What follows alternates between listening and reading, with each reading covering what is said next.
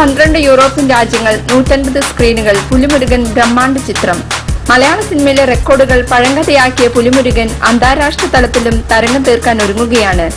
മലയാള സിനിമയിൽ ഏറ്റവും കൂടുതൽ റെക്കോർഡുകളുള്ള സിനിമ എന്ന റെക്കോർഡ് സ്വന്തമാക്കിയ പുലിമുരുകൻ മലയാള സിനിമാ ചരിത്രത്തിലെ മറ്റൊരു അത്ഭുതമാകാനുള്ള ഒരുക്കത്തിലാണ്. 12 യൂറോപ്യൻ രാജ്യങ്ങളിലായി 150 സ്ക്രീനുകളിൽ പുലിമുരുകൻ പ്രദർശിപ്പിക്കും. പ്രദർശനോദ്ഘാടനമായി വെള്ളിയാഴ്ച ലണ്ടനിൽ സ്പെഷ്യൽ സ്ക്രീനിംഗുമുണ്ട്. ഒരു പ്രാദേശിക ചിത്രം ഇത്രയും രാജ്യങ്ങളിൽ പ്രദർശിപ്പിക്കുന്നതും അപൂർവമാണ്.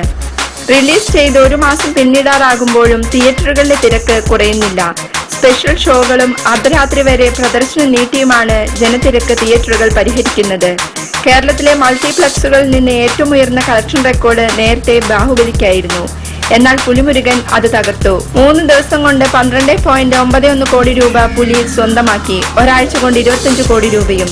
അടുത്ത ആഴ്ച US-ലും യൂറോപ്പിലും പ്രദർശനത്തിലെത്തുന്ന ചിത്രം നവംബർ 3-ന് ഗൾഫ് രാജ്യങ്ങളിലും റിലീസ് ചെയ്യും.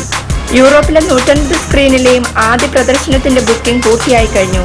ചിത്രത്തിന്റെ തമിഴ്, തെലുങ്ക് പതിപ്പുകളും എത്തുന്നതോടെ മലയാളത്തിൽ നിന്ന് 100 കോടി യൂറോ ക്ലബിൽ കയറുന്ന ആദ്യ ചിത്രമാകും പുലിമുരുകൻ എന്നുറപ്പ്. നിലവിൽ 70 കോടി രൂപയ്ക്ക് മുകളിൽ പുലിമുരുകൻ സ്വന്തമാക്കി കഴിഞ്ഞു.